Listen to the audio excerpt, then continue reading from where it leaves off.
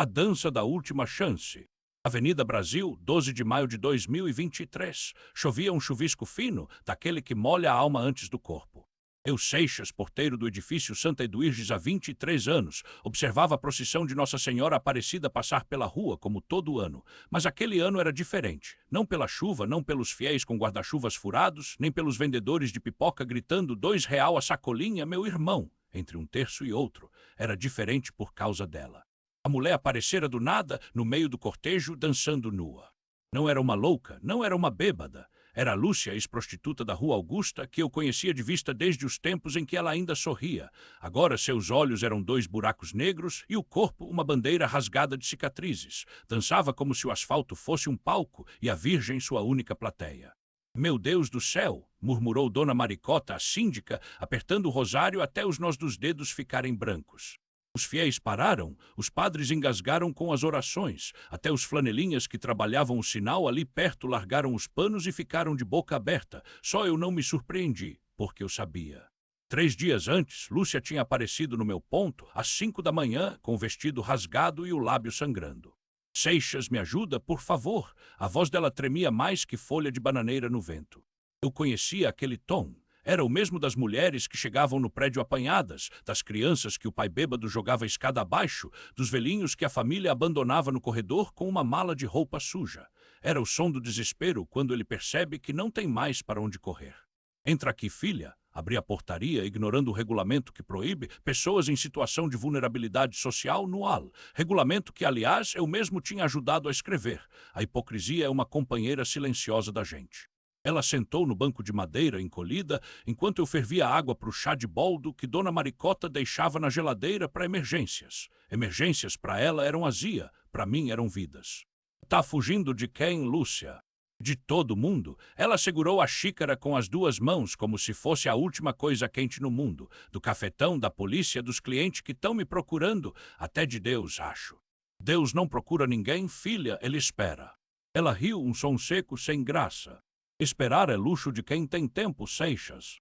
E então ela contou dos homens que pagavam para bater, das noites na Cracolândia quando o corpo já não respondia, da vez que uma faca rasgou sua barriga e ela costurou sozinha com linha de crochê. Contou que na véspera tinha roubado o dinheiro de um traficante para comprar passagem para Bahia, para ver a mãe antes de morrer, mas o ônibus não saíra. O destino, parece, tinha outros planos. E agora? Perguntei, mesmo sabendo que não havia resposta.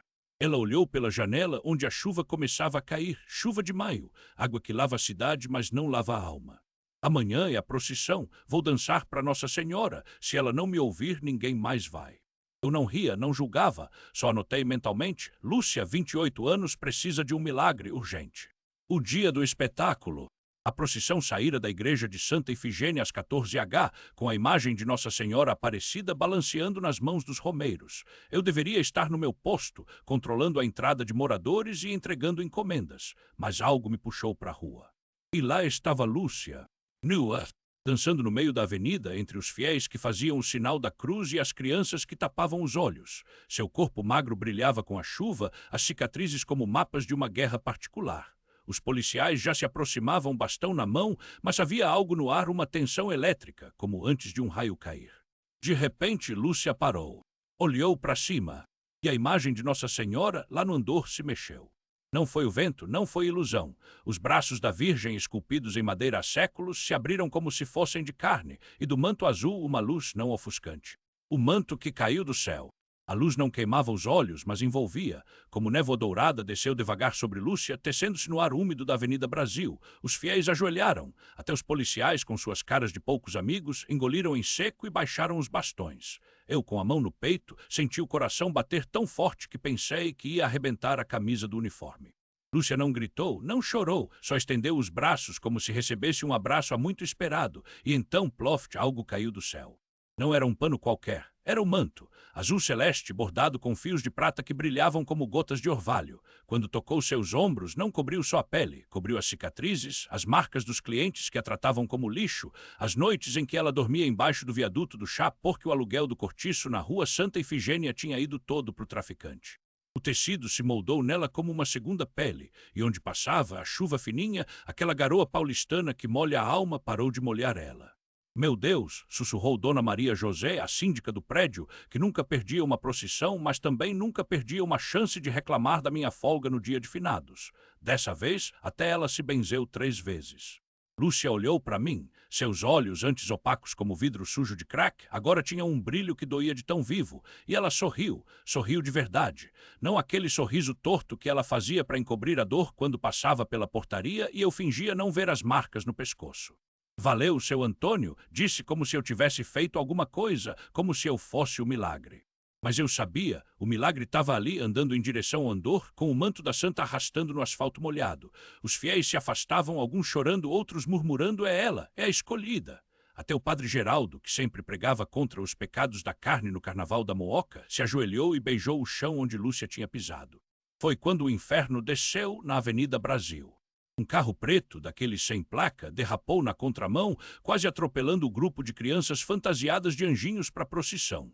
2 homens saltaram com metralhadoras AK-47, caralho, e apontaram para Lúcia. Ninguém mexe, porra, gritou o maior, um cara de cicatriz no queixo que eu já tinha visto saindo do bar do Zé, na rua 25 de março, onde os traficantes faziam ponto. Aquilo ali é nosso, sua puta. Eles não estavam atrás do manto, estavam atrás dela, porque Lúcia, antes de ser Lúcia, era Luciana, a menina que tinha fugido da fazenda de café no interior com o sonho de ser bailarina. Só que em São Paulo o sonho vira pesadelo rápido, e ela tinha visto coisa demais, sabia demais, e agora, com aquele manto divino nas costas, tinha virado um alvo. Não pensei, corri. Ei, seu otário, berrei, jogando uma lata de lixo na direção deles. Vem pegarigo aqui, seu filho da puta. O tiro veio antes que eu terminasse a frase. A bala zuniu perto da minha orelha e eu caí de boca no chão, sentindo o gosto de sangue e óleo de motor. Mas deu tempo. Os fiéis gritaram, se jogaram no chão e, na confusão, Lúcia correu. Não para qualquer lugar, para dentro da igreja. A igreja de Nossa Senhora Aparecida, ali na esquina com a Rua Voluntários da Pátria, estava aberta para procissão. E quando Lúcia pulou os degraus de 3 em 3, o manto dela, aquele manto começou a brilhar. Não era mais só tecido, era luz. E onde a luz tocava, as sombras dos bandidos não conseguiam entrar. Isso não é possível, berrou o cara da cicatriz, atirando contra a porta da igreja. As balas ricochetearam como se tivessem batido numa parede de aço. Eu me arrastei até um poste, tossindo sangue, e vi a cena mais doida da minha vida. Os 2 marginais, que não deviam ter medo nem do diabo, recuando, como se algo os empurrasse, como se o próprio ar os rejeitasse. Vamos embora, cara, gritou o outro, um magrinho de olheira funda. Isso aqui é coisa do demônio. A voz do magrinho quebrou no meio da frase, como se a garganta dele tivesse travado. Os 2 saíram correndo pela Avenida Brasil, tropeçando um no outro, desaparecendo na chuva fina que agora caía em fios prateados, como se o céu chorasse alívio. Eu me encostei no poste, sentindo o gosto metálico do sangue na boca. A dor no peito era um animal vivo arranhando por dentro. Mas não conseguia tirar os olhos de Lúcia. Ela estava no alto dos degraus, o manto brilhando como se tivesse engolido a lua. O vento sacudia os cabelos dela molhados, colados no rosto, e então, ela começou a dançar. Não era a dança que eu tinha visto no Boate Paraíso, onde os corpos se contorciam para vender ilusão. Não, era outra coisa. Os braços dela se moviam devagar, como se estivessem desenhando algo no ar. Os pés descalços mal tocavam o chão. E o mais louco, o manto continuava crescendo, envolvendo ela numa espiral de luz, até que não sobrou mais pele à mostra. Só pureza, só paz. Meu Deus, murmurei ou pensei que murmurei, minha voz não saía. Do lado de dentro da igreja, o sino começou a badalar sozinho, um som grave e profundo que vibrou no meu ossos. E então, como se fosse resposta, as luzes da procissão, aqueles milhares de velas que os fiéis carregavam, acenderam todas de uma vez, mesmo com a chuva. A Avenida Brasil se transformou num rio de fogo. Tio, uma mão me sacudiu. Era o Guto, o moleque que vendia pipoca na porta do meu prédio, os olhos arregalados. O senhor tá vivo. Tô, acho, respondi cuspindo mais sangue, mas olha ela, Guto, olha. Lúcia agora estava de joelhos, as mãos juntas, o manto que já não era mais manto, mas algo como as de um anjo se estendendo para trás, cobrindo até os degraus. E então, bem devagar, ela se levantou e entrou na igreja. A porta que os bandidos tinham arrombado se fechou sozinha, sem um rangido, sem um som. O silêncio que veio depois foi tão pesado que até a chuva parecia ter parado no ar. 3 dias depois, o hospital cheirava a álcool e desinfetante. Eu estava deitado numa cama do pronto-socorro do Hospital São Paulo, com um tubo no nariz e uma dor surda no peito onde a bala tinha rasgado. A médica, uma mulher baixa e de voz grossa, me olhava como se eu fosse um milagre ambulante. Você deveria estar morto, ela disse, batendo o prontuário na minha perna. A bala passou a 2 milímetros da artéria pulmonar. 2 milímetros. Tive sorte, respondi, olhando pela janela. O céu estava azul, como se nada tivesse acontecido. Sorte não explica isso, ela retrucou, cruzando os braços. E nem a falta de infecção, você tá limpo, como se... Ela balançou a cabeça, como se algo te protegesse. Eu não respondi, porque como explicar que quando fechei os olhos na maca da ambulância vi ela, não Lúcia, a outra, a senhora de Aparecida com seu manto azul e os olhos cheios de estrelas. Ela não falou nada, só segurou minha mão, e quando abri os olhos de novo, a dor tinha diminuído. O senhor tem visita, a médica disse, interrompendo meus pensamentos. Era o padre Marcelo, o mesmo que tinha organizado a procissão. Ele entrou com um sorriso cansado, mas os olhos brilhavam. O senhor salvou a imagem, seu João, ele disse, sentando-se ao meu lado, e não só isso. Onde está a Lúcia? Perguntei sem rodeios. O padre suspirou. Ela sumiu, ele fez uma pausa, mas deixou isso para você. Tirou do bolso um envelope amassado, dentro um bilhete escrito à pressa. Tio João. Obrigado por não desistir de mim. Agora eu também não vou desistir. Vou pro Nordeste, pra casa da minha avó. Ela sempre falou que Nossa Senhora aparecia para quem precisava. Acho que ela estava certa. Não volta na boate, não. Não é para mim. E quando você ver a procissão passar de novo, lembra de mim. Mas não com tristeza, não. Com alegria. Porque eu tô dançando agora, para valer. Lúcia ou Maria, se você preferir. O padre me olhou, esperando uma reação. Eu só consegui rir. Uma risada rouca que doeu no peito, mas saiu do fundo da alma. A dança que a chuva não levou. Ela sempre foi teimosa, essa menina, falei, enxugando os olhos com as costas da mão. O padre sorriu, como se já soubesse o resto da história antes mesmo de eu contar. Mas eu precisava soltar as palavras, como se fossem as últimas moedas no bolso de um homem que finalmente entendeu o valor delas. Lúcia ou Maria, como ela queria ser chamada agora, tinha me deixado aquele bilhete no dia em que a boate Samba e Pecado fechou as portas para sempre. Não por falta de clientes, não, por causa do fogo. Um incêndio que começou no porão, onde os donos guardavam mais do que bebidas e sonhos podres. Eu vi as chamas lambendo o teto enquanto corria pela Rua Aurora, gritando para todo mundo sair. Até hoje não sei como ninguém morreu aquele dia, ou melhor, sei sim, foi ela. Lúcia... A menina que dançava nua no palco, com os olhos vazios e o corpo marcado por cicatrizes que não eram só da vida, mas das mãos dos homens que pagavam para esquecer as próprias sombras. Ela foi quem acendeu o alarme, quem empurrou as garotas para fora, quem voltou para buscar a velha dona Cida, a faxineira que dormia no banheiro dos fundos. Quando os bombeiros chegaram, ela já estava deitada no meio-fio, tossindo fumaça, com os pés queimados e um rosário entre os dedos. Esse aqui é seu? Perguntei, pegando o terço sujo de fuligem. Ela só balançou a cabeça, olhando para cima, como se estivesse vendo algo que eu não via. Não é meu, é delas. Não precisei perguntar quem era ela. Em São Paulo, quando uma mulher como Lúcia fala de ela assim, só pode ser uma Nossa Senhora Aparecida. A mesma que todo ano descia a Avenida Brasil em outubro, carregada nos ombros dos fiéis, enquanto a cidade inteira se ajoelhava no asfalto, até os bandidos esconderem as armas para fazer o sinal da cruz. 3 meses depois do incêndio, eu estava no meu posto na portaria do edifício Copan, observando a garoa fina que caía sobre a cidade. O carnaval tinha passado, mas São Paulo ainda cheirava a cerveja derramada e purpurina colada no chão. Eu odiava essa época. Os turistas iam embora, os moradores de rua voltavam para suas caixas de papelão e as meninas como Lúcia. Bem, elas ou sumiam ou voltavam para onde nunca deveriam ter saído. Foi quando vi a procissão. Não era outubro, não era festa oficial, não tinha fanfarra nem padre abençoando a multidão. Era só um grupo de mulheres, todas de branco, carregando uma imagem pequena de Nossa Senhora Aparecida pelos becos da Sé. Chovia e elas não tinham guarda-chuva. Uma delas, a mais nova, magra demais, com os cabelos molhados colados no rosto, dançava à frente do andor. Não como dançava na boate, não. Era outra coisa. Os pés descalços no asfalto molhado, os braços abertos como se estivesse abraçando o céu, os olhos fechados como se ouvisse uma música que só ela escutava. Meu Deus, murmurei. Era Lúcia, ou Maria, ou quem quer que ela tivesse se tornado. Ela não me viu, ou se viu não deu sinal, só continuou dançando, girando, até que a chuva parou de repente, como se o céu tivesse segurado a respiração, e então aconteceu.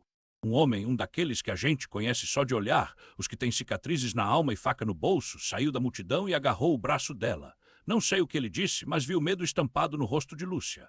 Os outros fiéis gritaram, algumas mulheres tentaram interferir, mas o cara era grande e a faca que ele puxou brilhou como um dente de cobra sob o sol que rompeu as nuvens. Eu não pensei e corri. Atravessei a rua, empurrei 2 ambulantes e quando cheguei perto dele, senti o cheiro de cachaça e ódio. O homem virou para mim, a lâmina apontada para o meu peito. Velho, se não quiser levar um furo, some daqui. Eu não somi. Em vez disso, fiz o que qualquer porteiro de São Paulo que já viu muita merda na vida faria. Dei um soco tão forte no nariz dele que ouvi o osso quebrar. O cara cambaleou, a faca caiu e antes que ele pudesse reagir, 3 mulheres da procissão o imobilizaram no chão, enquanto uma quarta, uma senhora de mãos calejadas, pegou a faca e jogou num bueiro. Isso aqui não é lugar para Satanás, não, meu filho, ela cuspiu nas costas dele. Lúcia estava paralisada, tremia, eu estendi a mão, mas ela não a pegou. A chuva fina colava seus cabelos no rosto e os olhos dela, antes cheios de fogo, agora pareciam 2 buracos negros engolindo toda a luz da Avenida Brasil. O barulho da procissão continuava ao fundo, os tambores da banda de congada, os gritos de Viva Nossa Senhora, o cheiro de incenso misturado com o mijo dos becos. Mas ali, naquele pedaço de calçada entre o edifício Santa Ifigênia e a banca de pastel do seu Zé, só havia silêncio. Você tá louco, seu antenor? Ela sussurrou a voz quebrada. Aquele maluco ia te matar. Eu enxuguei o sangue do nariz no cara, não era meu, graças a Deus, e respirei fundo. Louco é ficar vendo uma filha da puta dessa cidade te destruir sem fazer nada. A palavra filha da puta saiu sem querer, mas ela não se ofendeu. Lúcia conhecia bem o peso dela. E você não é isso não, menina. Você é a moça que dançou nua na procissão para chamar atenção, mas não para zoar, para ser vista. Ela riu um som seco, quase um soluço. Para ser vista, eu era bêbada, seu velhote. E agora todo mundo vai me conhecer como a puta que desrespeitou a santa. Ou como a mulher que a santa vestiu com seu próprio manto. Apontei para o céu, onde entre as nuvens cinzas um raio de sol furava igual uma faca, iluminando só a imagem de Nossa Senhora Aparecida no Andor. Coincidência? Não em São Paulo, não naquela noite. Lúcia seguiu meu dedo e engoliu em seco. A estátua, que antes parecia só mais uma peça de gesso pintado, agora brilhava como se fosse feita de luz, e jurava que o manto da santa se movia, não como pano, não, como água, como se estivesse caindo em cima de alguém. Em cima dela. Isso não é possível. Ela murmurou, passando as mãos pelos braços, como se sentisse algo, e eu sabia que sentia, porque eu também senti anos atrás, quando uma bala perdida na rua 25 de março passou rentinho da minha cabeça e, em vez de me acertar, ricocheteou num crucifixo de latão que eu carregava no bolso. Milagre, não, aviso, e eu tinha ignorado até então. Possível é a gente escolher o que faz com o que a gente recebe, falei, puxando ela para perto do cordão de isolamento da procissão. Vem. Antes que os PMS cheguem e te levem para a delegacia por atentado ao pudor, ou sei lá que merda esses carrascos inventam. Ela resistiu, mas eu empurrei, e quando a multidão nos engoliu de novo, algo mudou. As pessoas não olhavam mais para Lúcia com nojo, olhavam com curiosidade, como se ela fosse parte da história agora. Uma mulher de cabelos grisalhos tose de rosário no pescoço, estendeu a mão e tocou o ombro dela. Filha, você tá tremendo? Toma meu chale. Lúcia olhou para mim perdida, eu só balancei a cabeça, aceita. E ela aceitou. 3 meses depois. O carnaval tinha passado e a Avenida Brasil ainda cheirava a cerveja derramada e purpurina pisada. Mas dessa vez, Lúcia não estava no meio da folia se jogando para qualquer um que pagasse uma dose. Estava no palanque da paróquia Nossa Senhora Aparecida, segurando um microfone com as mãos que antes só sabiam segurar notas de R$ 10 sujas. Eu não vou falar de milagre não, porque milagre é coisa que a gente não entende, ela disse, a voz firme, o sotaque caipira dela cortando o ar como uma faca. Mas eu vou falar de escolha, porque a santa não me vestiu para me salvar, ela me vestiu para me mostrar que eu ainda tinha pele, que eu ainda podia sentir vergonha, que eu ainda podia escolher. O padre sorriu. Eu, no fundo, com meu uniforme de porteiro e o boné da Guaianazes Futebol Clube, senti o peito apertar, não por causa das palavras, por causa do como ela estava dizendo, sem chorar, sem se fazer de coitada, de peça. Depois da missa, ela veio até mim, com um envelope na mão. O que é isso? Perguntei, desconfiado. Minhas economias? Tô indo embora para Campinas. Uma ONG lá ajuda a mulher a aprender corte e costura. Vou fazer um curso. Ela deu de ombros. Quem sabe um dia eu faço um vestido para Nossa Senhora de verdade, não esse manto de plástico que ela usa na procissão. Eu ri, mas era um riso que doía. E o carnaval? No final, tudo fez sentido e aquele milagre me ensinou a valorizar cada instante.